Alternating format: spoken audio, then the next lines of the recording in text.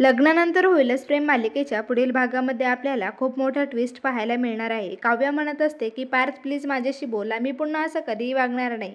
मला तुम्ही पुन्हा पहिल्यासारखे वागलेले हवे आहेत, मला आता तुम्हाला असं नाही बघवत। तेव्हा पार्थ रागातच काव्याला म्हणतो, तुम्हाला काय करायचे तुम्ही डिवोर्स देऊन मोकळ्या व्हा आणि निघून जा, तुमचा आणि माझा काय संबंध नसणार आहे।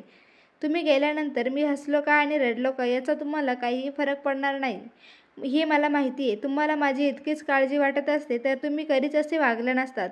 तुम्ही मला आयुष्यातील सगळ्यात जास्त दुखवणारी व्यक्ती आहात, आता मलाच तुमच्यासोबत नाही राहायचंय।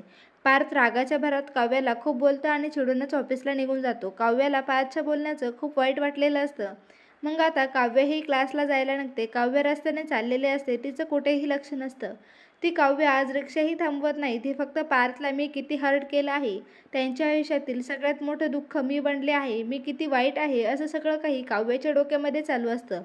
आता काव्या रस्ता क्रॉस करत असते पण तिचं मात्र गाड्यांकडे लक्षही नसतं। तेव्हाच एक गाडी येते आणि तिला जोरदार धडक देते आणि काव्य तिथेच रक्तभांबाळ होऊन पडते।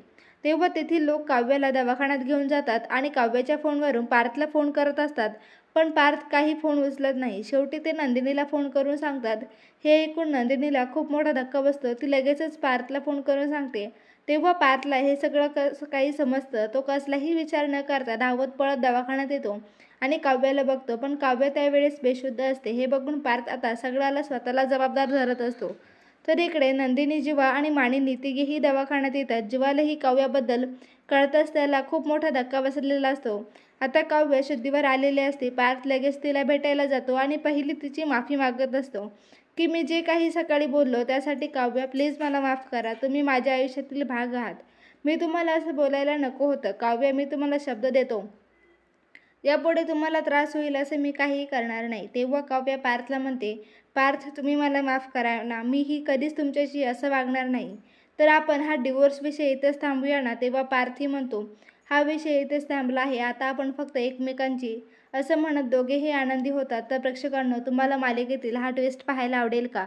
तुम्हाला पार्थ आणि काव्याची जोडी आवडते का? कमेंट करून नक्की सांगा।